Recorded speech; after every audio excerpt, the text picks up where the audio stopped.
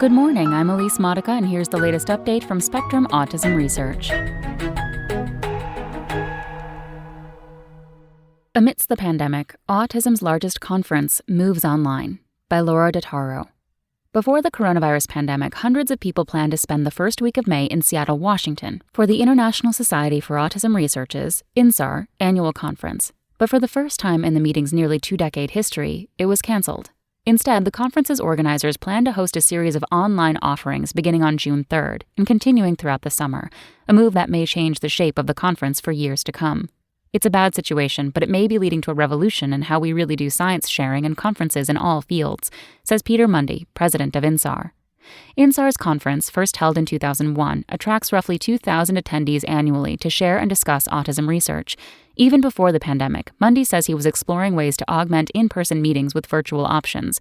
During a regional gathering in Chile last June, for example, INSAR streamed some talks online for scientists who had skipped the meeting out of concern over their carbon footprint, a sentiment that is growing throughout the sciences. Mundy says he had been eyeing the 2021 conference in Boston, Massachusetts, for implementing virtual talks at the full meeting. When the pandemic forced organizers to cancel the Seattle meeting in March, Mundy and his team accelerated their plans.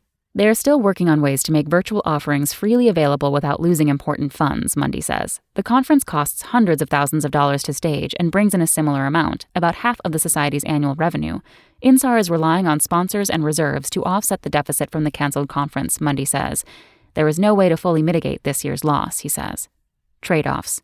In early April, INSAR invited previously confirmed speakers to give web-based talks through Zoom on June 3rd. The program features 4 keynote speakers: Sven Bolte, professor of child and adolescent psychiatric science at the Karolinska Institutet in Stockholm, Sweden; Emily Simonoff, professor of child and adolescent psychiatry at King's College London in England; Lamia Shihabuddin, head of genetic neurologic diseases, neuroinflammation and repair research at Sanofi in Framingham, Massachusetts; and Joshua Gordon, director of the National Institute of Mental Health in Bethesda, Maryland.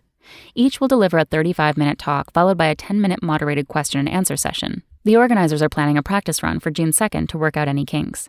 All researchers whose abstracts and posters were accepted will be able to post those materials online starting June 3rd, an opportunity that is particularly important for early career researchers, Mundy says. INSAR will also facilitate meetings via Zoom throughout the summer for special interest groups that would normally meet in person at the conference. Virtual sessions remove multiple barriers to participation, including cost, travel time, childcare, and spending several days away from the office or lab, many say. For Mirabelle Pelton, though, the digital conference is something of a trade-off. Pelton, a doctoral student at Coventry University in England, was scheduled to join a suicide prevention panel at the meeting. Although she is disappointed to miss the chance to spend time with her colleagues and focus on her research, especially important as a part-time student, she appreciates the convenience of being able to access materials on her own time. For some people, there are just too many barriers to attending, Pelton says. It's much easier to pop on in, switch from your work to watching an international presentation, and then switch back. This is a real sort of luxury.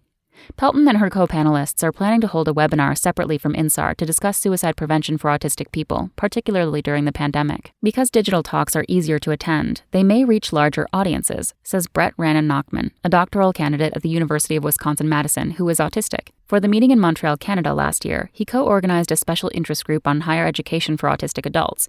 This year, the group will present as part of a webinar series called the INSAR Institute, organized by INSAR. You're reaching people from all over the world and from so many different disciplines and professions, Nachman says. It's really very exciting. Increasing access. A virtual conference may be more accessible to attendees on the spectrum, some of whom find large in-person gatherings challenging. Some in the autism community have also found past INSAR meetings unwelcoming. The lockdown is forcing the larger community of meetinggoers to adapt in ways that autistic people have long been asking for, Pelton says. I think there's a lot more openness to different ways of connecting, she says. We should make sure we keep those going forward, even when we are allowed to meet face-to-face again. The poster sessions, which take place in crowded halls with bright lights and loud conversations, can be particularly overwhelming for participants with autism. Ottawa, Canada-based Christine Jenkins, an autistic advocate and author who attended last year's conference, calls the poster sessions sensory hell.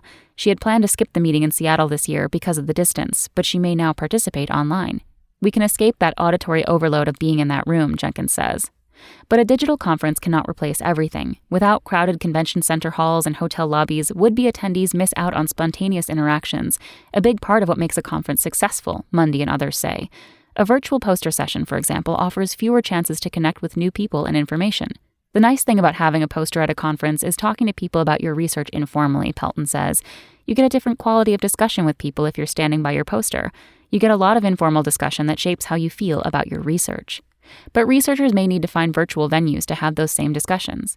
We anticipate that virtual meetings may be the wave of the future, Mundy says. We'll still have a conference people will attend, but it may end up being smaller because there will be these other venues in which science is shared. That's all for today. Check back on Friday for more content from Spectrum Autism Research or go to spectrumnews.org.